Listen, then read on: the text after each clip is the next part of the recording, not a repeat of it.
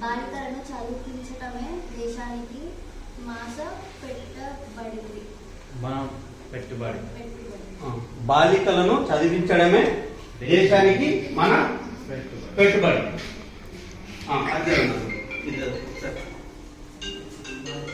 బాలికలు చదువు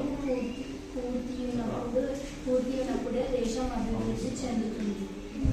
భారతదేశంలో బాలికలకు విద్యను అందించడం ద్వారా భారతదేశంలో పెట్టుబడి పెట్టండి. మన అమ్మ నాన్న అదే అడుగుతున్నాం. మీరు మధ్యన ఫుల్ స్టాప్ కాకుండా మీ స్టడీని మధ్యన క్లోజ్ చేయకుండా మీరు మిమ్మల్ని చదివించడమే పెట్టుబడి. ఎట్లా? ఇంట్లో వంట అమ్మ చేస్తారు, నాన్న చేస్తారు, మమ్మీ చేస్తారు. ఎందుకు మమ్మీ చేస్తారు, డాడీ ఎందుకు చేయడు? నిరంతరం ప్రతిరోజు డాడీ చేస్తాడు అనుకున్నాం. అప్పుడప్పుడు మమ్మీ ఎందుకు చేస్తుంది? మమ్మీ కూడా జాబ్కి పోతుంటుంది, ప్రైవేట్ జాబ్ వస్తుంది. మరి ఎందుకు డాడీ చేయడు, మమ్మీ ఎందుకు చేస్తుంది? అలవాటు. ఎందుకు డాడీకి ఎందుకు అలవాటు కావద్దు? నేర్చుకుంటే రాదా? ఆడవాళ్ళు చేసే హక్కు, మొగలు చేసే హక్కు మన రాసిందా? ఆడవాళ్ళు చేసే భారత రాజ్యాంగంలో అక్కడిక్కడ ఏమైనా రాసిందా? రూల్స్ ఏమన్నా రెగ్యులేషన్స్ ఎవరికైనా రాసి ఉన్నాయా? భారతదేశంలో రాసి భారత రాజ్యాంగంలో రాసిన రూల్స్ ప్రకారం అందరు నడవాల్సిన చేయాలి. సీరియస్ గానే మాట్లాడుతున్నాం అంటే పర్వాలేదు, మనం మాట్లాడుతున్నది ఇట్లా రావడానికి బెటర్. ఎందుకు మన భారతదేశంలో మన భారత మాత లేడీయా జెంట్సా?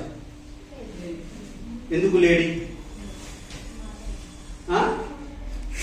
ఎందుకు ఆమెనే పెట్టారు? లేడీ అనే ఒక మహిళనే ఎందుకు పెట్టారు? మన చదువుల తల్లి ఎవరు?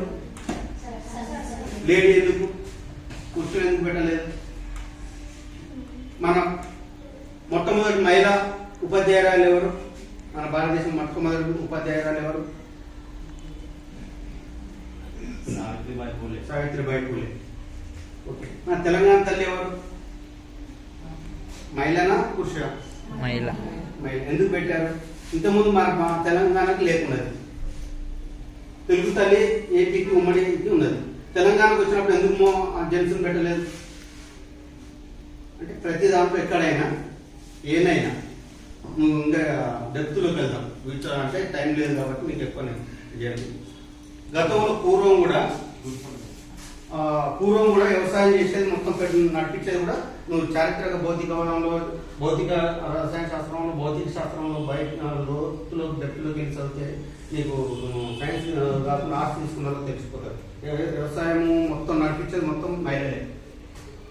కాబట్టి ఏదేమైనా బాలికలు తమ విద్యను పూర్తి చేసినప్పుడే దేశం అభివృద్ధి చెందుతుంది. ఎందుకు అంటే పొదుపు చేసే దాంట్లో కానీ ఇంట్లో ఆర్థికంగా